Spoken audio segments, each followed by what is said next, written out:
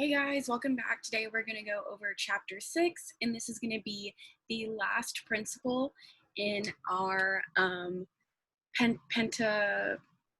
You see, I should have paid more attention in geometry, but it is a pinnacle of sorts. We're on the last model.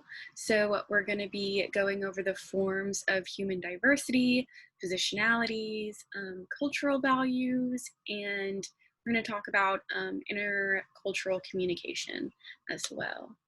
So like I mentioned, our little house structure, we're finally on the last principle of adaptation to messages and others.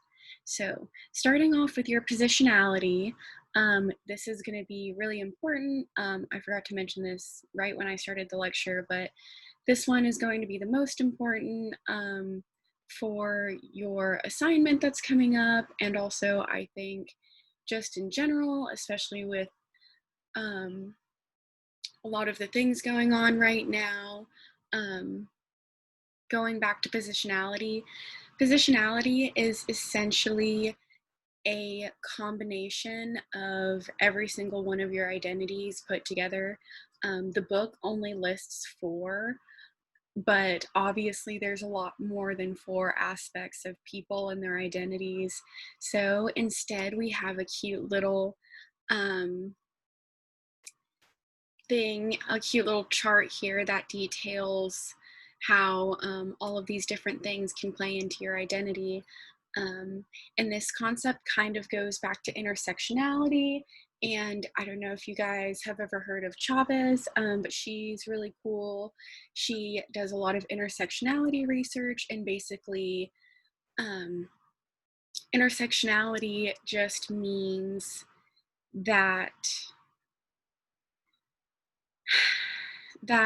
not all people of one hegemonic identity are going to have the same experiences. For example, my experiences as a white woman are going to be different from any other woman's experiences because of various identities, which could be race, it could be social class, it could be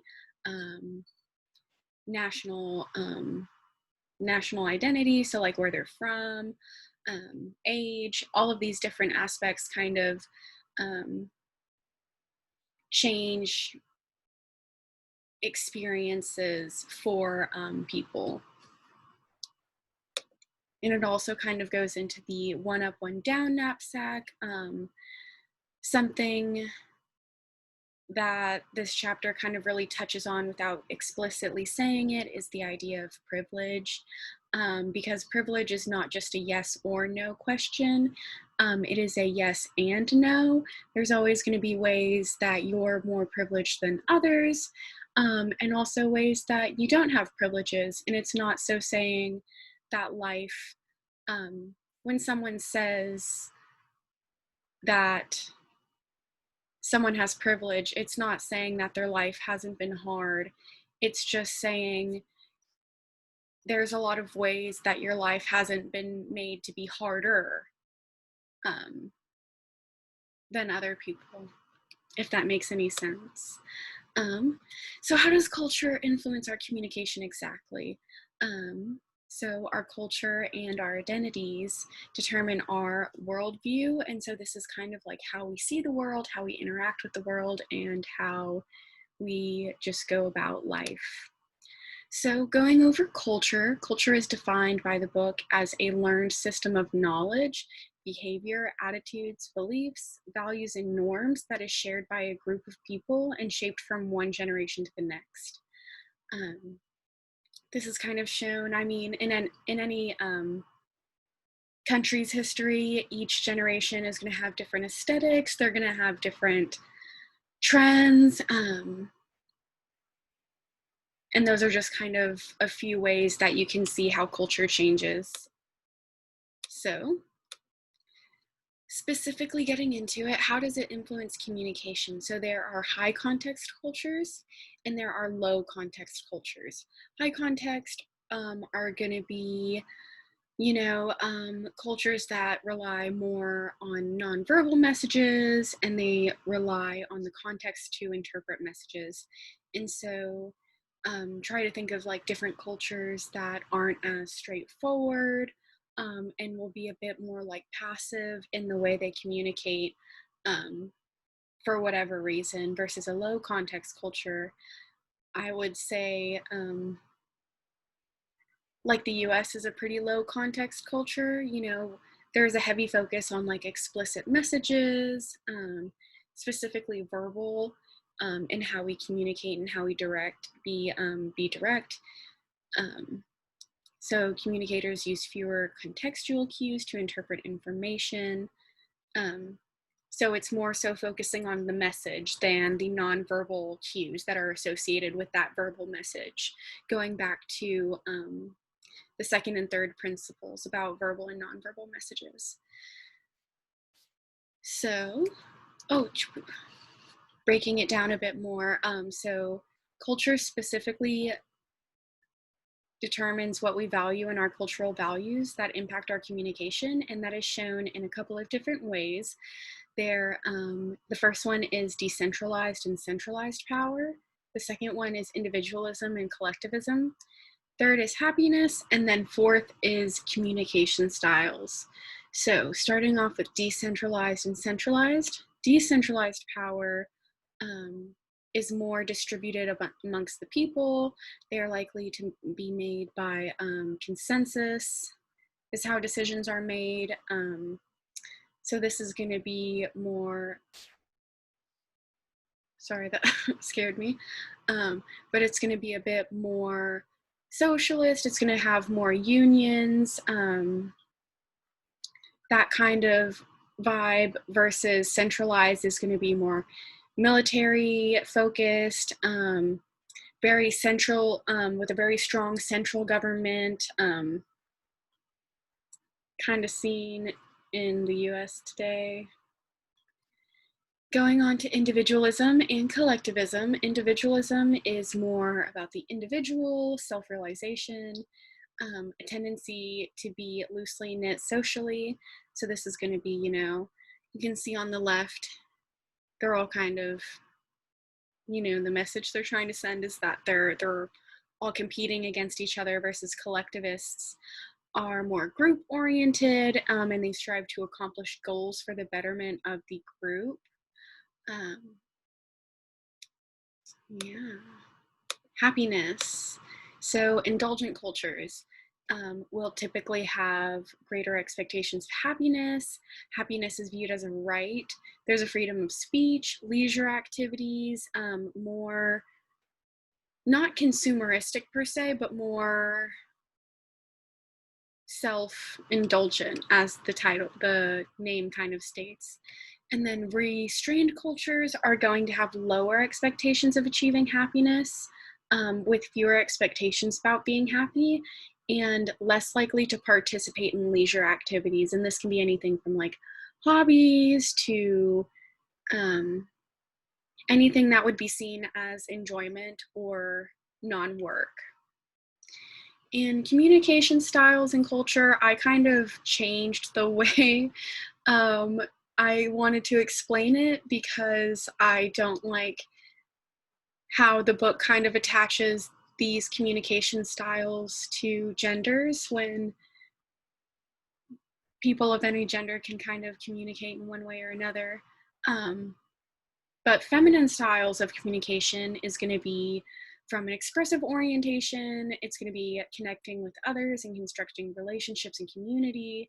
So this is going to be countries or cultures that focus on groups. This is going to be more collectivist mindsets, focusing on ensuring the emotional needs are met, versus masculine communication styles are going to be more instrumental oriented. They're going to be self-focused, valuing achievement, assertiveness, and heroism. This is kind of going back to the individualistic versus collectivist style, but mainly more so specifically in the way people and the expectations of how people are to communicate affect how people actually communicate. Androgynous kind of uses a mix of both. And like I said, the book kind of attaches these communication styles to genders, but I would highly recommend critiquing that idea. So moving on to barriers that could happen when trying to adapt with others, basically you can interpret this as miscommunication. So there is assuming superiority. That is where one person is assuming they are better because of a presumed notion, usually on an identity. Um, and then there's assuming similarity. That's kind of assuming someone is going to be the same as you for an identity. And then moving on, assuming differences, same thing with similarity, but instead of assuming that you're going to be the same because of someone's identity, it's going to be different. And then the last one is stereotyping and prejudice. And those are just basically making assumptions about someone's identity, just point blank.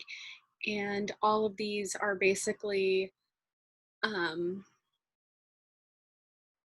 another name, just like little microaggressions that can happen just because of people making assumptions as it's shown in the wording of it. And so that's something this principle is really trying to hit at in adapting to others. And so it's recognizing the little ways that we make assumptions about other people and how our assumptions can be hurtful. And when I go over the diversity activity assignment, it'll kind of make more sense when I specifically refer to hurtful feelings that can come from those assumptions. And then moving on to intercultural communication. And so this is when individuals or groups from different cultures communicate. And so this is kind of, could be applied to multiple different scenarios. But when you have this intercultural communication, like I mentioned, those barriers of the assumptions make intercultural communication difficult. So how do we make it better? So in order to help develop our intercultural communication competence, we can develop knowledge, we can develop motivation, and we can develop skill. And these are three ways we can kind of combat the way that our barriers to communicating with others, to basically find ways to combat those assumptions that are preconceived in our brain. And so the book recommends that we end up becoming other-oriented. And that basically just means that we focus on the needs and concerns of others while maintaining our personal integrity. And so this is mainly done by being empathetic. And this is focusing on avoid being egocentric, asking questions, seeking information, tolerating ambiguity, developing mindness, and lastly, adapting your behavior. And it's just a multi-step process of just continuously being aware of how you're communicating and constantly be willing and open to adapt the way that you're communicating, both, I would argue, with yourself internally and with others.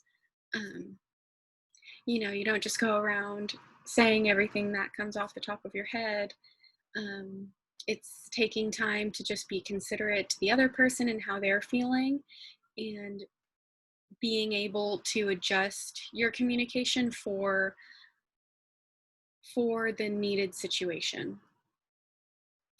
And so I hope you guys enjoyed this chapter. I hope it wasn't too long. I will be getting out the diversity activity explanation soon, so I will see you in that video. Goodbye.